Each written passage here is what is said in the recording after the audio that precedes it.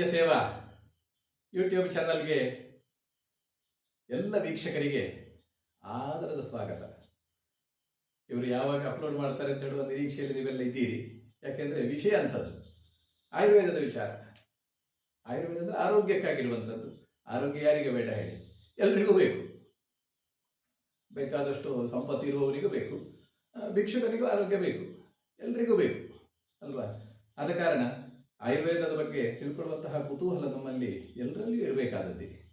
ಆದರೆ ನಮ್ಮ ಭಾರತೀಯ ಸಂಸ್ಕೃತಿಯ ಒಂದು ವಿಶೇಷ ಅಂದರೆ ನಾವು ಯಾವುದನ್ನು ಮಾಡದಿದ್ರೂ ಒಂದು ದೇವರನ್ನು ಸ್ಮರಿಸಿ ಮಾಡುವಂಥದ್ದು ನಮ್ಮ ಒಂದು ಸಂಸ್ಕೃತಿ. ಯಾವುದಿದ್ರು ಕಷ್ಟ ಸುಖ ಯಾವುದಿದ್ರೂ ನಾವು ಭಗವಂತನಿಗೆ ಅದನ್ನು ಸಮರ್ಪಣೆ ಮಾಡಿಕೊಂಡು ಭಗವಂತನನ್ನು ಸ್ಮರಿಸಿಕೊಂಡು ಮಾಡ್ತೇವೆ. ಆ ದೃಷ್ಟಿಯಿಂದ ಮೊದಲು ಆಯುರ್ವೇದ ದೇವರಾದ ಧನ್ವಂತರಿಯನ್ನು ನಮಸ್ಕರಿಸೋಣ ಅಲ್ಲವೇ?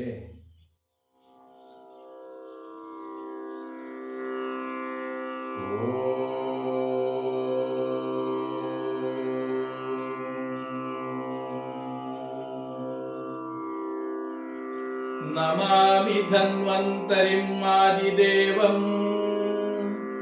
ಸುರಾಸುರೈರ್ವಂದಿತ ಪಾದಪದ್ಮಂ ಲೋಕೇ ಚರ ಋಕ್ಭಯ ಮೃತ್ಯುನಾಶನಂ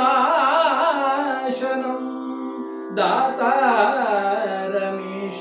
ವಿವಿಧೌಷಧೀನಾಂ ಧನ್ವಂತರಿಂ ರಮಾನಾಥಂ ಸರ್ವರೋಗ ನಿವಾರಕಂ ಆಯುರ್ವೇದ ಪ್ರವಕ್ತಾನಾಂ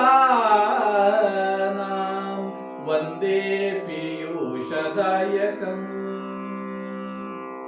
ಭಗವಾನ್ ಧನ್ವಂತರಿಯನ್ನು ಮನಸ್ಸಿನಲ್ಲಿ ಅಂತರಾತ್ಮದಲ್ಲಿ ಸ್ಮರಿಸುತ್ತಾ ಮುಂದೆ ಸಾಗೋಣ. ಆಯುರ್ವೇದ ಯಾರಿಗೆ ಆಯುರ್ವೇದ ಬೇಕು? ಯಾರು ಸಂತೋಷವಾಗಿ ಆರೋಗ್ಯಪೂರ್ಣವಾಗಿ ಜೀವಿಸಲು ಬಯಸ್ತಾರೋ ಅವರಿಗೆಲ್ಲರಿಗೂ ಆರೋಗ್ಯಕ್ಕಾಗಿ ಈ ಆಯುರ್ವೇದ ಬೇಕು.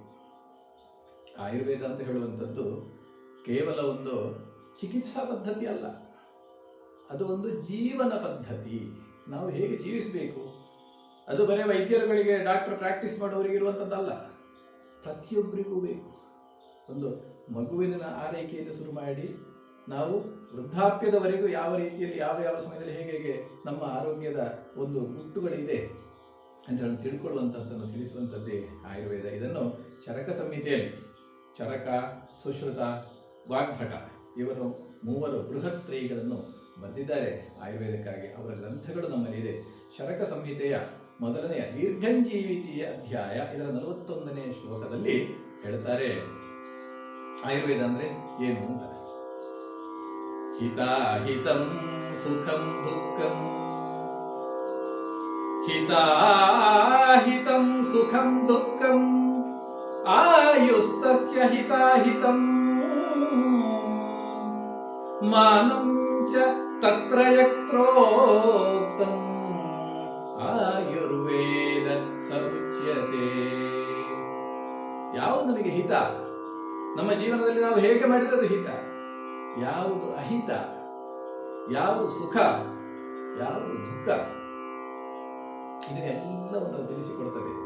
ಹಿತಾಹಿತಂ ಸುಖಂ ದುಃಖಂ ಆಯುಸ್ತಸ್ಯ ಹಿತಾಹಿತಂ ಮಾನಂ ಚ.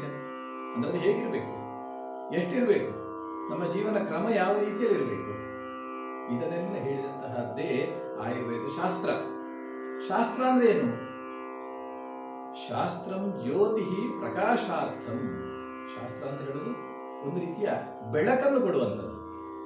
ದರ್ಶನಂ ಬುದ್ಧಿರಾತ್ಮನಃ ಅಂತ ಚರಕ ಸಂಹಿತೆಯಲ್ಲಿ ಖುಡ್ಡಾಕ ಚತುಷ್ಪಾದ ಅಧ್ಯಾಯದಲ್ಲಿ ಹೇಳಿದರು. ಅಂದ್ರೆ ಶಾಸ್ತ್ರ ಅಂತ ಹೇಳುವುದು ಎಲ್ಲವನ್ನು ನಮಗೆ ರೆಡಿ ಮಾಡಿ ತಂದು ಕೊಡುವಂಥದ್ದಲ್ಲ, ಅದು ಒಂದು ಬೆಳಕು ಚೆಲ್ಲುವಂಥದ್ದು. ನಮ್ಮ ಬುದ್ಧಿಯ ಆಲೋಚನೆಗೆ ಬೇಕಾದಂತಹ ಒಂದು ಆಲೋಚನೆಯ ಪರಿಹೀಗೆ ಅಂತ ಹೇಳುವಂಥದ್ದೇ ಒಂದು ಶಾಸ್ತ್ರ. ನಾವು ಅದರಲ್ಲಿ ಆಲೋಚನೆ ಮಾಡಬೇಕು. ನಮ್ಮ ನಿಷ್ಕಲ್ಮಶವಾದಂತಹ ಮನಸ್ಸಿನಿಂದ ನಾವು ಅದನ್ನು ಯಾವಾಗ ಸರಿಯಾಗಿ ವಿಮರ್ಶಿಸಿ ಆಲೋಚಿಸಿ ಅನುಭವದಲ್ಲಿ ಅದನ್ನು ಪಕ್ವಗೊಳಿಸಿ ಯಾವಾಗ ನಾವು ಅದನ್ನು ಹೇಳ್ತೇವೆಯೋ ಕೊಡ್ತೇವೆಯೋ ಆಗ ಅದು ಸರಿಯಾದ ಫಲವನ್ನು ಕೊಡ್ತದೆ ಅಂತ ಹೇಳುವಂಥದ್ದನ್ನೇ ಆಯುರ್ವೇದ ಹೇಳ್ತದೆ ಅಂತ ಶರಕಾಚಾರ್ಯರು ಹೇಳಿದರು. ಹೀಗೆ ಆಯುರ್ವೇದ ಅಂತ ಹೇಳುವಂಥದ್ದು ನಮಗೆಲ್ಲರಿಗೂ ನಿತ್ಯ ನಮ್ಮ ಜೀವನದಲ್ಲಿ ಬೇಕಾದಂತಹ ಒಂದು ಶಾಸ್ತ್ರ. ಹಾಗಾಗಿ ಇದನ್ನು ನಿತ್ಯ ನಾವು ತಿಳ್ಕೊಳ್ಳುವಂತಹ ಒಂದು ಪ್ರಯತ್ನವನ್ನು ಮಾಡಿಕೊಳ್ಳೋಣ. ಅದರಲ್ಲಿಯೂ ನಾವು ನಮ್ಮ ಜೀವನದಲ್ಲಿ ಅದನ್ನು ಅಳವಡಿಸಿಕೊಳ್ಳುವಂತಹ ಪ್ರಯತ್ನವನ್ನು 100% ಖಂಡಿತ ಸಾಧ್ಯ ಇಲ್ಲ.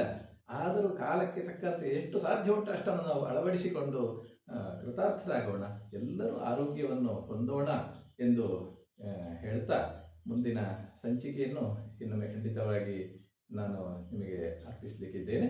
ಅಲ್ಲಿವರೆಗೆ ನಿಮ್ಮೆಲ್ಲರಿಗೆ ವಂದಿಸ್ತಾ ಇದ್ದೇನೆ. ಹರಿ ಓಂ.